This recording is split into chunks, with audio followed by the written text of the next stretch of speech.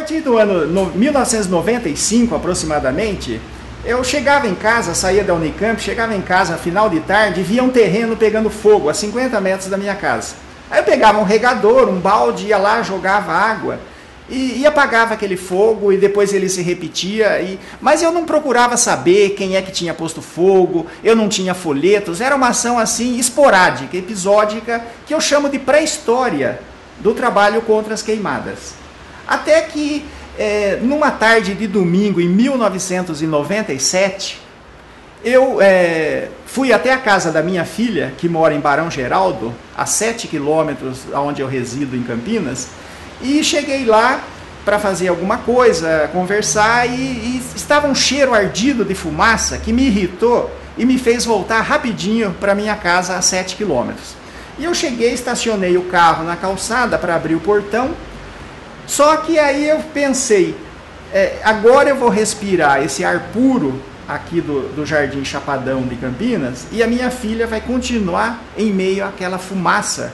E a mãe dela também, inclusive ambas têm problemas respiratórios.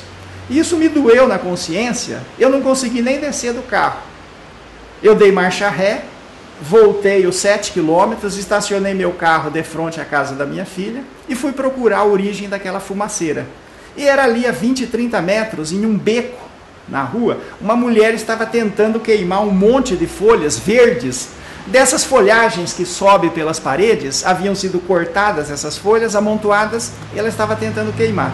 E eu disse a ela que aquilo era proibido, que fazia mal para a saúde, a fumaça é irritante, é nociva para a saúde. E ela trouxe água e apagou, e a partir daquele momento eu me tornei um voluntário, sem que eu soubesse. É preocupante, eu acho que todo grande centro tem essa preocupação. Americana é uma cidade preponderantemente hoje metropolitana, a área urbana é muito mais ativa e maior do que a área rural, então a preocupação principal com as queimadas urbanas, e aí a gente entra na questão da consciência da população, que às vezes, até por ingenuidade, faz uma fogueira no quintal de casa, faz uma fogueira no terreno baldio e não sabe que está causando um mal muito grande para o resto da sociedade, que está prejudicando o meio ambiente. A Lei 9.605 é a Lei de Crimes Ambientais, né? É uma lei de 1998 e é uma lei que ela pune de 2 a 4 anos o infrator. Além de punir ele com prisão, né, ele é obrigado a ressarcir aquele dano ambiental que ele causou, ou fazendo um replantio até 3 vezes da área que ele atingiu, recuperando uma área maior 3 vezes do que aquela que ele fez o dano, né? Ou contribuindo de uma forma mais incisiva para que venha se recuperar as questões ambientais. Eu acredito que deve ser um trabalho de conscientização. Se nós tivermos um trabalho de conscientização ambientalmente, uma educação ambientalmente para essas pessoas, eu acredito que nós podemos até então melhorar e muito as pessoas a se conscientizarem, principalmente os pescadores, as beiradas aí dos rios, ao que nós temos feito patrulhamento ambiental e constatarmos que às vezes é um descuido que ocorre, que a pessoa às vezes está fumando no local e jogar a pituca de cigarro e começar aí um incêndio. A queimada não é uma fatalidade. A fatalidade é a omissão humana, é o desinteresse, né? É ficar inativo diante de um quadro caótico, que são essas queimadas urbanas. Que é uma queimada, como eu apresentei um trabalho num congresso, que é uma poluição perfeitamente evitável. Mesmo se nós tirarmos o cigarro, o charuto e o cachimbo, ainda assim as outras fumaças matam milhões de pessoas todos os anos. E essas informações precisam ser levadas para todas as pessoas e todas devem se preocupar em não respirar fumaça, em não produzir fumaça, em evitar as fumaças. E nós detectamos que a queimada da palha de cana gera até 70 gases na emanação daquele foco de incêndio.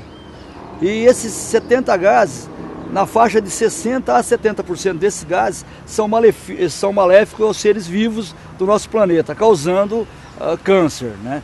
O grande problema também foi detectado nesse estudo que nós realizamos lá, foi as partículas o sólido de suspensão que sai das queimadas.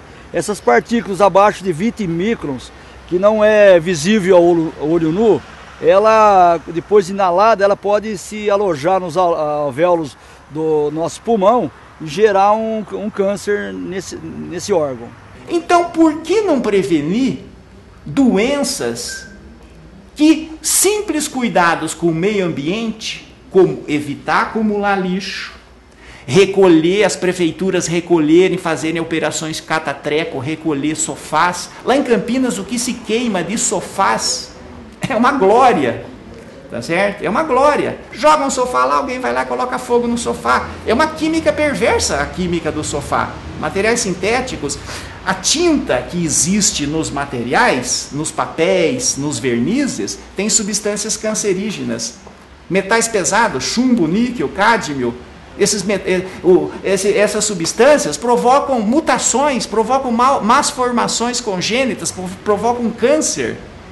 A fumaça, por gerar uma inflamação nos pulmões e por gerar substâncias tóxicas, pode provocar arritmias, fibrilação do coração e parada cardíaca e morte. O trabalho do GPA hoje ele é focado nos extremos da cidade. A Americana não tem muita área rural. A área nossa, o perímetro nosso é urbano. Nós trabalhamos nos extremos, né? Seria na periferia, onde há grandes incidências das nossas ocorrências, principalmente as queimadas. No Brasil, para dar um outro número, mais de 4.000 pessoas morrem por ano por usarem lenha para cozinhar dentro de casa nos seus fogões, mal adaptados, com exaustão ineficiente para retirar do ambiente da moradia as substâncias nocivas que precisam ser exaladas. É claro que eu sempre encontro objeções a esses argumentos junto à população, pessoas que dizem, mas meu pai fazia queimada na lavoura, meu pai fumava e morreu com 80, 90, 100 anos, até 100 anos, pessoas chegaram a me falar. E aí eu contra-argumento da seguinte maneira, o seu pai, por felicidade da natureza, da sua genética, da sua constituição biológica, ele foi agraciado com sistemas de defesa eficientes contra esses venenos. Ele não morreu, por felicidade. Aqueles que morreram, esses milhões que morrem todos os anos, eles não estão aí para dizer, eu morri porque eu respirei fumaça. A criancinha recém-nascida nem sabia falar e já morreu. O idoso não está aí para dizer. E eu tenho casos em Campinas de pessoas, conversei com a mãe de uma senhora de 40 anos que morreu no Jardim Eulina em razão de uma queimada de lixo que foi feita lá há cerca de 8 anos atrás. Quando chega esse período do ano, onde a umidade relativa do ar é baixa, nos meses de maio a agosto, a incidências de problemas respiratórios é muito grande, né? Quando você vai até o hospital municipal, nos postos de saúde, você encontra diversas pessoas com dificuldades. Os seres vivos, um é diferente do outro. E tem uns que absorvem melhor essas condições, outros pior. Agora a queimada contribui para esse processo, né? Nós estamos aí numa região bem conturbada com poluição atmosférica, estamos próximo ao polo petroquímico de Paulínia, né? Nossas bacias aéreas contribuem para que esses poluentes cheguem até nosso município. Aí quando você faz um foco de queimada que entra nesse contexto, aí a contribuição é muito maior. Sobre as queimadas, no ano de 2009 tivemos aí 151 queimadas, 2010 161 e até hoje mais de 240 até o final da estiagem que está se acabando. O Hipócrates, que viveu cerca de 400 ou 500 anos antes de Cristo, portanto há 2.500 anos atrás, já teve essa percepção, essa intuição. Ele tem uma frase que diz, o ar puro é o primeiro alimento e o primeiro medicamento. Então nós temos casos aqui no estado de São Paulo, no sul de Minas, de cidades, né, que se consagraram em fornecer ar puro para a população. Inclusive pessoas atacadas de tuberculose iam se tratar no alto das montanhas, aonde o ar é mais puro, mais benéfico. Só que todas as pessoas tem o direito no Brasil por Constituição. O artigo 225 da Constituição diz que todos temos direito ao meio ambiente equilibrado, né? E um meio ambiente equilibrado pressupõe também um ar de boa qualidade.